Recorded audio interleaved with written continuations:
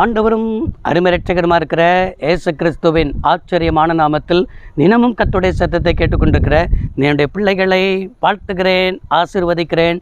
நீங்கள் ஆசீர்வதிக்கப்பட்டவர்கள். இந்த நாளிலும் கூட கர்த்தர் உங்களை பார்த்து தீர்க்கமாய் சொல்கிற ஒரு வார்த்தை, நிச்சயமாகவே முடிவு உண்டுன்னு ஆவியானவர் பேசி கொண்டிருக்கிறார். இன்றைக்கு எதிலெல்லாம் நம்ம எதிர்பார்த்து கொண்டிருக்கிறோமோ அதிலெல்லாம் நல் முடிவை என் ஆண்டவர் தர அவர் ஆயத்தமாக இருக்கிறார். நீதிமொழிகள் 23ஆம் அதிகாரம் 18வது வசனத்தில் இவ்வாறாக பார்க்க முடிகிறது, நிச்சயமாகவே முடிவு உண்டு, உன் நம்பிக்கை வீண் போகாதுன்னு ஆண்டவர் எழுதி வைத்திருக்கிறார். இதிலெல்லாம் நம்ம எதிர்பார்த்து கொண்டிருக்கிற சகோதரனே, சகோதரியே, உங்கள் பிள்ளைகள் இந்த நாட்களில் 10th 11th 12th பிள்ளைகள் எக்ஸாம் எழுத போகிறார்களா? என் பிள்ளை இந்தந்த காரியத்திலலாம் மார்க் இவ்வளோ ஸ்கோர் பண்ணிடுமா என்கிற ஒரு பயத்தோடு கூட இருக்கிறீங்களா? பிள்ளைகளுக்கு நல்ல மதிப்பெண் வாங்க வேண்டும் என்று ஒரு பெரிய எதிர்பார்ப்போடு கூட இருக்கிறீங்களா? இன்றைக்கி ஆண்டவர் நல்ல முடிவை தருவேன் என்பதாக தேவன் வாக்கு பண்ணுகிறார். படித்து முடித்து எத்தனையோ எக்ஸாம் எழுதிட்டேன், டிஆர்பி எக்ஸாம் எழுதிட்டேன், குரூப் 1 எழுதிட்டேன், குரூப் 2 எழுதிட்டேன், எத்தனையோ எக்ஸாம் எழுதிட்டேன், 1 மார்க்கில் போயிடுச்சு, 2 மார்க்கில் போயிடுச்சின்னு சொல்லி பெரிய ஒரு கவலையோடு கூட இருக்கிறீங்களா? பெரிய எதிர்பார்ப்போடு கூட இருந்து நடக்காதபடி இருக்கிறதா? இன்னைக்கு ஆண்டவர் எதிர்பார்த்திருக்கிற முடிவை உங்களுக்கு தருவதற்கு அவர் ஆயத்தமாக இருக்கிறார். சில காரியத்தை நம்ம துவங்கினது நிமித்தம் இது எப்படி முடிக்க போகிறோமோ, இதை நான் முடிச்சிருவேனா, இது என்னால் முடிக்க முடியுமா, இது எனக்கு சாத்தியமாக இருக்குதா என்று சொல்லி உங்களுக்கு சில குழப்பத்தோடு கூட இருக்கிறீங்கள் அல்லவா? சில குழம்பி போய் இருக்கிறீங்கள் அல்லவா?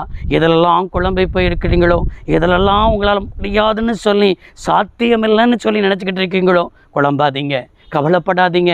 இயேசு இன்றைக்கு நமக்கு பார்த்து சொல்கிற ஒரு வார்த்தை, உனக்கு நல்ல முடிவை தருவேன் மகனே. அது ஆசீர்வாதத்திற்கு ஏதுவான முடிவாக இருக்கும், அது சமாதானத்துக்கு ஏதுவான முடிவாக இருக்கும், அது உங்களுடைய வாழ்க்கையில் நிம்மதியை தருகிற உயர்வாக, நிம்மதியை தருகிற முடிவாக இருக்கும்னு சொல்லி என் ஆண்டவர் பேசி கொண்டிருக்கிறார். பின்ன ஏன் கவலைப்படணும், பின்ன ஏன் பயப்படணும்? இன்றைக்கி ஆண்டவரே நம்மளை பார்த்து சொல்லிட்டாரு, முடிவு உண்டுன்னு ஆண்டவர் சொல்லிட்டார். ஒரு காரியத்தில் ஆரம்பம் அப்படின்னு இருக்குன்னா முடிவுன்னு ஒன்று இருக்குது. அது எந்த ஒரு காரியமாக இருந்தாலும் சரி, ஆண்டவர் படைத்ததான இந்த பூமியை பாருங்கள், இந்த பூமிக்கு ஒரு ஆரம்பம் ஒன்று இருக்கிறது, இந்த பூமிக்கு ஒரு முடிவு ஒன்று இருக்கிறது. ஆண்டவர் படைத்த எல்லாவற்றுக்கும் ஆரம்பமும் உண்டு, முடிவும் உண்டு. அப்படி என்றால் பிரச்சனைக்கு ஆரம்பம் இருக்குன்னா முடிவு இருக்காதா? உன்னுடைய வாழ்க்கையில் ஒரு ஆரம்பம் இருக்கும்னா முடிவுன்னு ஒன்று இருக்காதா?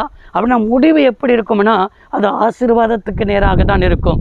ஆண்டவர் ஒரு காரியத்தை செய்கிறார் என்று சொன்னால் நம்முடைய வாழ்க்கையில் அவர் நம்ம கூட இருக்கிறார் என்பதை நாம் விளங்கி கொள்ளணும். இஸ்ரவேல் ஜனங்களை எகிப்தின் அடிமைத்தனத்திலிருந்து கர்த்தர் நடத்தி வந்தார். நடத்தி வருகிற தேவன் அவர்களோடு கூட தான் இருந்தார். போராட்டம் வந்தது உண்மைதான், சத்துருக்கள் வந்தது உண்மைதான், அது மாத்திரமல்ல தேவைகள் நிறைந்த ஒரு வாழ்க்கை இருந்தது உண்மைதான், எல்லாம் இருந்தது உண்மைதான். வாக்கு பண்ணின கானான் தேசத்துக்கு நேராய் ஆண்டவர் நடத்தி போய் பாலும் தேனும் ஓடுகிற தேசத்தை கர்த்தர் கொடுத்தாரே, அவர்களுக்கு நிச்சயமாக முடிவு உண்டு, நம்பிக்கை வீண் போகாது என்கிற வார்த்தையின்படியே கர்த்தர் இஸ்ரவேல் ஜனங்களை நடத்தினாரே, அந்த தேவன் தான் உங்களையும் நடத்த போகிறார். உங்களுடைய நம்பிக்கை வீண் போகாதுன்னு சொல்லுகிறார்.